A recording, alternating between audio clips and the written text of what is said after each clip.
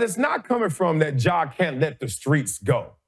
I hate when I hear that because I grew up in the streets and I never even hugged the streets. So I didn't even have to let it go. Some guys do, some guys don't. But don't blame the streets because we're in the same predicament. We're in the same situation. You need to start blaming your sensibilities. You need to start blaming what you actually like and value in life more so than just the streets. Because the streets didn't grab me.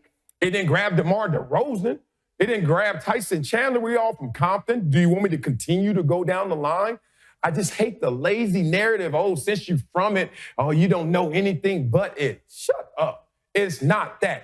And Ja Morant ain't from that. That's what I'm hearing, which is good because my kids are not from it either. I wish my kids would get older, accomplish something, make it, and then want to get hood.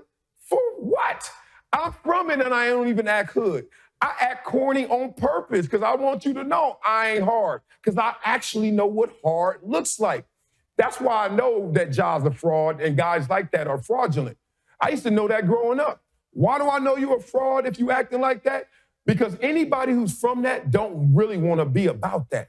Deep down, nobody wants to be into that. So whenever you get away from it and you still acting like that, I question you, dog. I question your sincerity and how real you are. I question your stripes. I know too many OGs right now that are fully formed citizens and acting like normal neighbors who used to bang, bang, bang. But all they wanted and all they got was to get away. And once they got away, oh, they left that shit behind them. So anybody who gets away or not from it and acts like that, come on, dog, we already know what that is. So Ja is in a position now where a lot of his future is in jeopardy, at least the near future.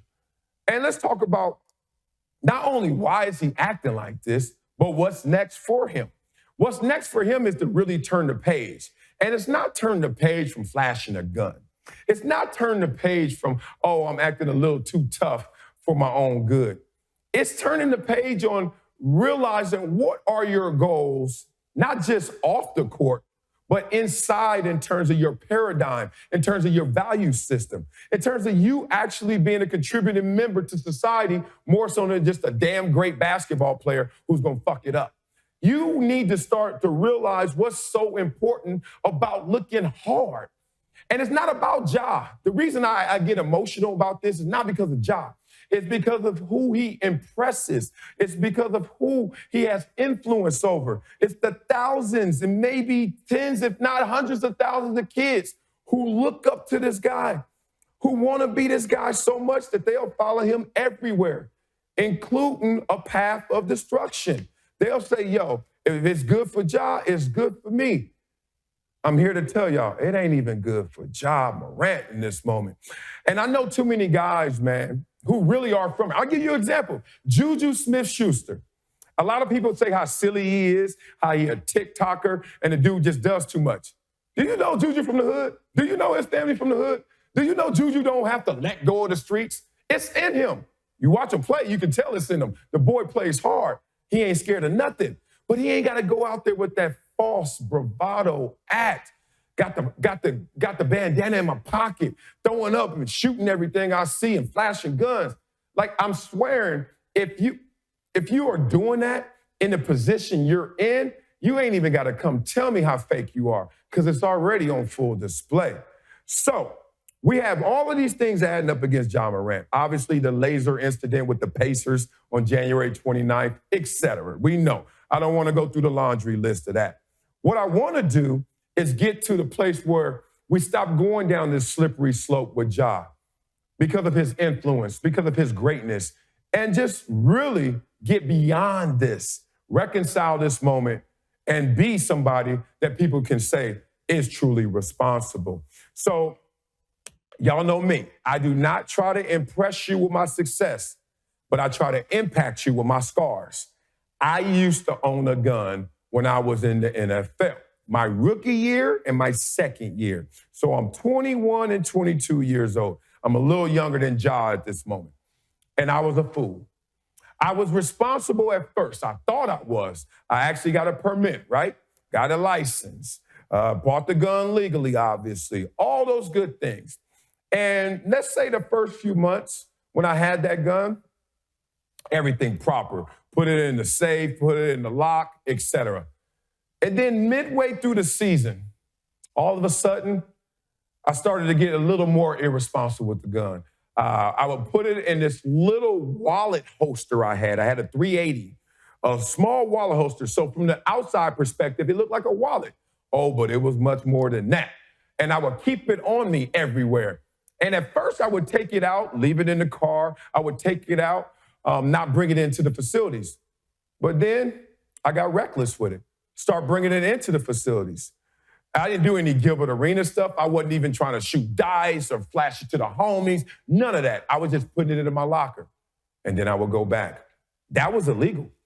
That was illegal. You cannot bring a firearm onto NFL property.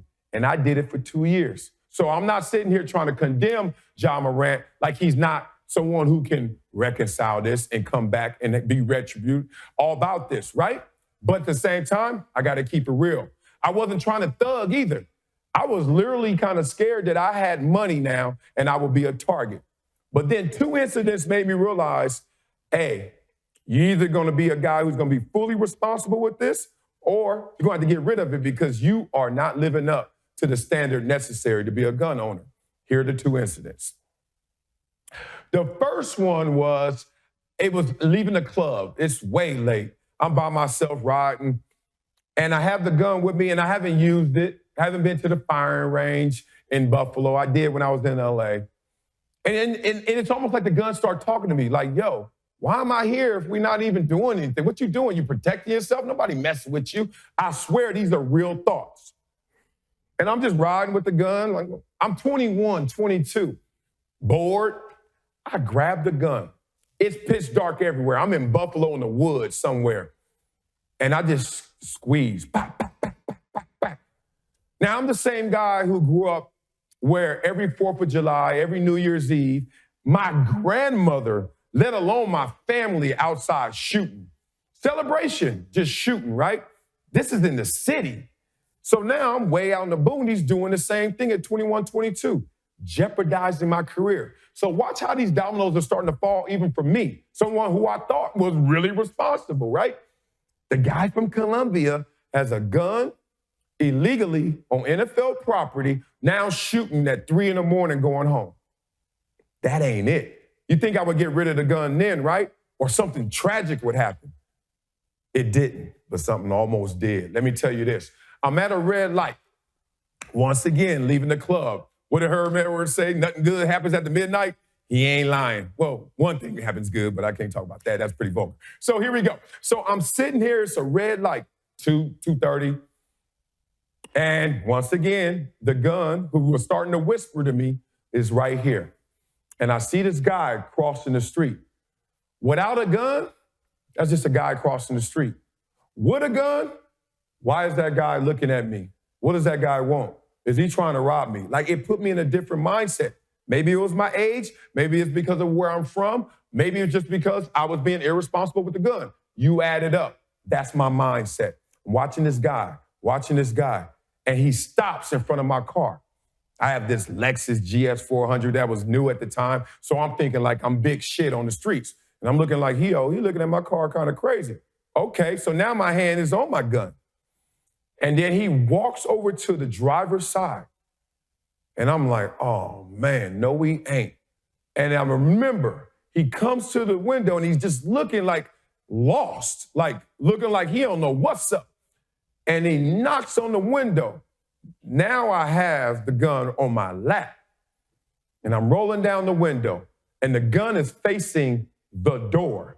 So therefore, if he does anything crazy, bang, it's happening. And I'm looking, and the guy literally says, excuse me, do you know where Laurel Street is? Something like that, random. I lose 100 pounds of anxiety just gone, pressure gone. I take a deep exhale, and I was like, I don't know, big dog, I ain't from here. I ain't from around here. I'm sorry. He goes right in front of the car and walks away. That moment, I knew I had to get rid of that gun because I wasn't ready for that gun. And I don't know if it's age specific or not. I just know what I had at stake, being in the NFL, what I was risking being in the NFL, being that irresponsible with the gun, wasn't worth it, right? Now, John Morant seems like he's in that same mindset. Not from where I'm from, not those kind of harsh conditions, but still, he's glamorizing that life. So he's trying to live it out in symbol, right? All I know is I don't want him to become a symbol. I want him to be an example. I don't want him to be like, okay, I'm a display of what's going down in the hood. You're not from that. And who is from that really raised their hand to be from that? I'm from it. I respect it. I appreciate it. But I've seen too many people way harder than anybody else we could name that once they got away from that, they truly felt the escape and they truly felt their freedom. Ja, you done came too far, big dog, to let this get you and to pull you down. And hopefully this won't undermine your greatness. Keep it going, big dog. I'm thinking of you.